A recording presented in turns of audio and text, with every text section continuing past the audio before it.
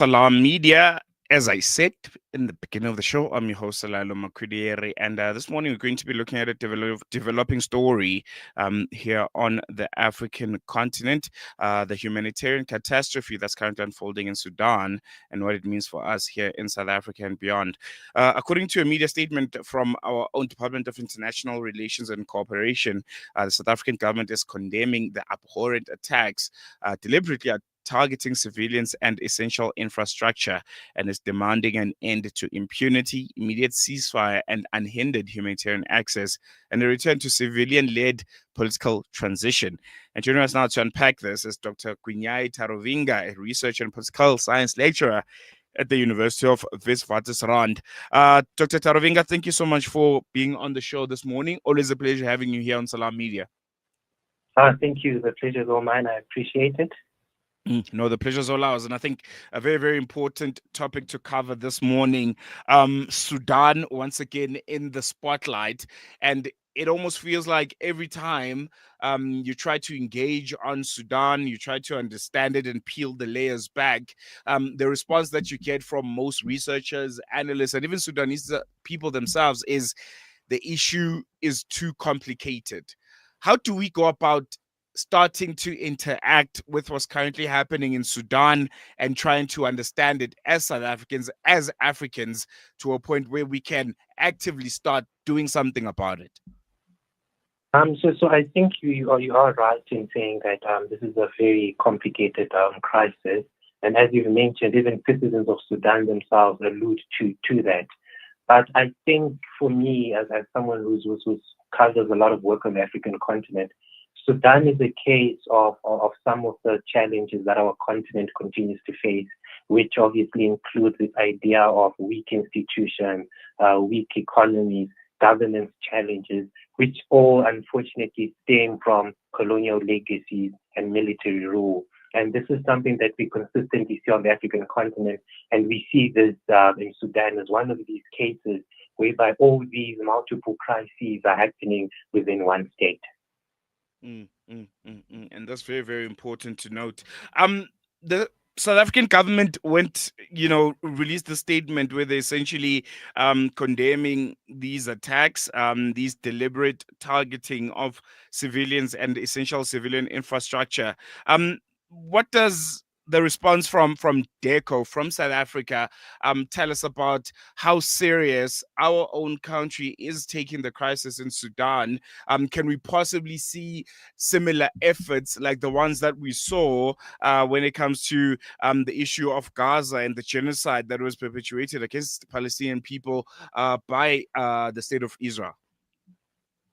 So when we look at South Africa's statement concerning what's happening in Sudan currently, we see again that at the heart of South Africa's foreign policy, and this has been something that has been ongoing since 1994, is that at the heart of South Africa's foreign policy, idea of protecting human rights. And this stems, I think, when you mentioned the statement that was released by Turco, you mentioned that this is what they spoke about. And one of the things they also spoke about was this idea of returning to civilian rule. However, I think South Africa also then finds itself in a very interesting space because of the dynamics on the African continent. So I'm sure if you've been following what's been happening in Tanzania currently, there's this whole about the role of the AU. And again, this is coming up within the context of what's happening in Sudan to say, well, South Africa, yes, is pushing this idea to say that we need to address what's happening in Sudan, go back to this idea of civilian rule, respect human rights, etc., etc. On the African continent, we still have a challenge with the regional body, which is the AU. And unfortunately, the AU really hasn't taken a strong stance.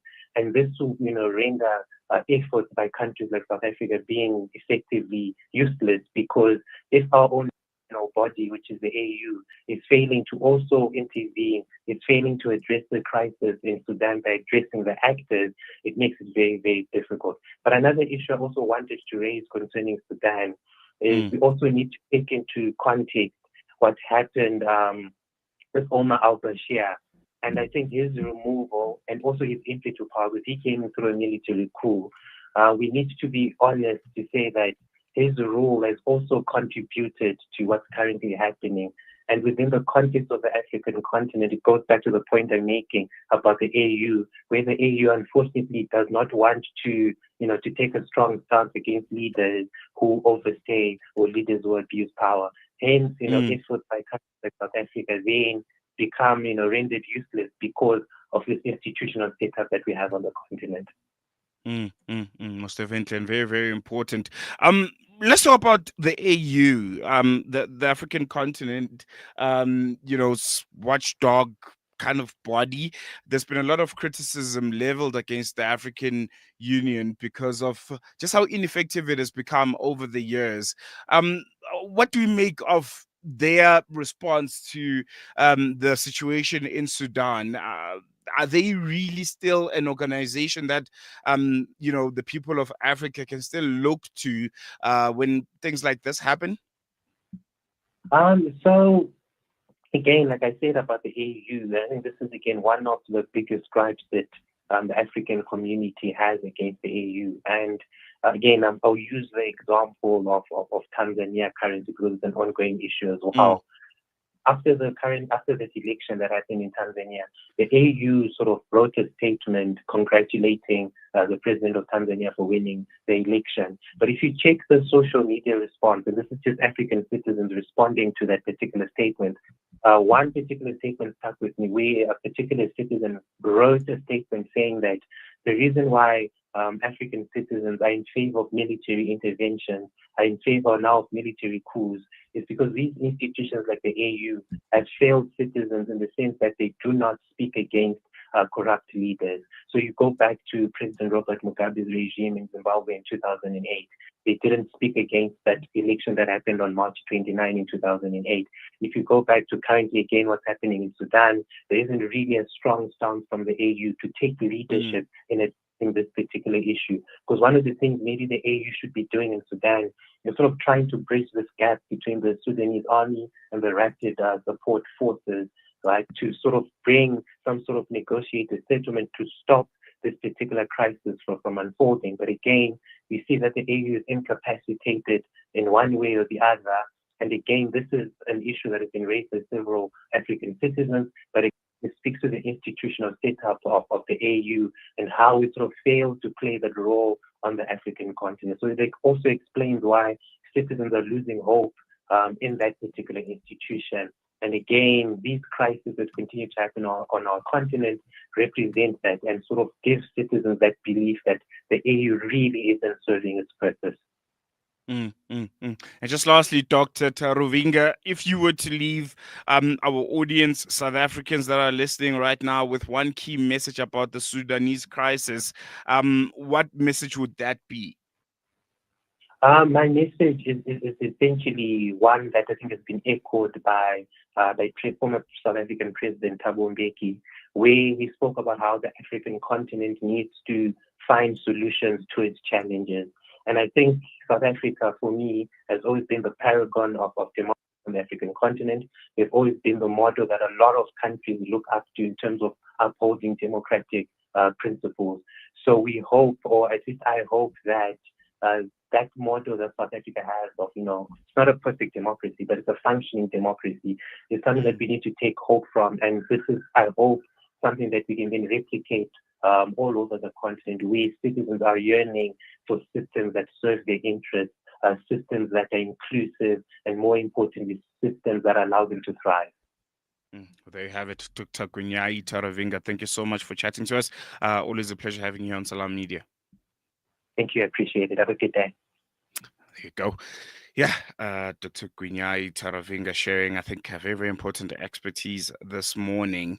I think on a very, very critical situation in Sudan. I think it's starting to feel a bit closer to home. It's not as distant of a conflict as it used to be. South Africans are interacting with it a bit more. We're trying to learn and understand it a bit better.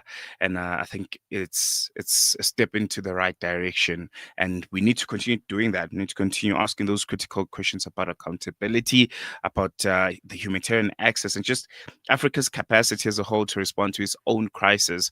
And I love the conversations that I'm seeing online where people are looking at, which kind of products and companies and, services they can start boycotting those that are complicit in this horrendous human rights abuses that's currently ongoing in Sudan. And I think that's a step into the right direction. We can employ the similar strategies that we employed when it comes to the genocide in Gaza and that ongoing siege on Palestinians, to the Sudanese people. It's similar in a lot of ways, and we need to, talk to those that are in power, make sure that we understand it, make sure that we continue educating ourselves about it, and we try and push our government into the right direction.